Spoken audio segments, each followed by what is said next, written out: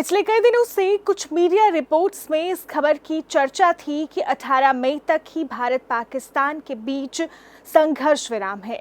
लेकिन अब सेना ने इन खबरों को लेकर बयान जारी किया है। भारतीय सेना ने ये साफ कर दिया है कि 18 मई को director general of military operations यानी कि डीजीएमओ लेवल की कोई वार्ता निर्धारित नहीं है। सेना ने कहा कि कुछ मीडिया रिपोर्ट्स में इस बात की चर्चा थी कि 18 मई को भारत और पाकिस्तान के बीच का सीज फायर समाप्त हो जाएगा।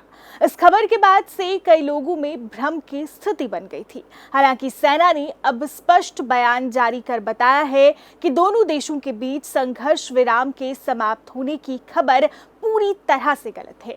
भारतीय सेना ने कहा कि कुछ मीडिया संस्थानों द्वारा ये भी दावा किया जा रहा था कि भारत और पाकिस्तान के डीजीएमओ लेवल की बातचीत 18 मई के लिए निर्धारित है, लेकिन ऐसी कोई बातचीत निर्धारित नहीं है।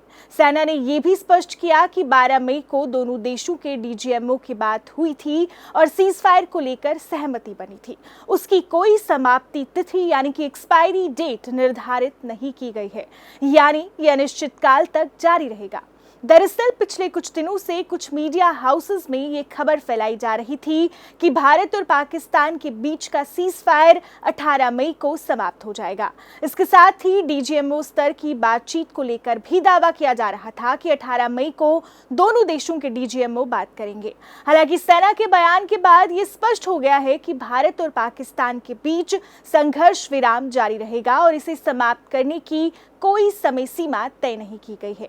तो आप इन अफवाहों पर ध्यान न दें और खबर की पुष्टि करने के बाद ही उस पर भरोसा करें।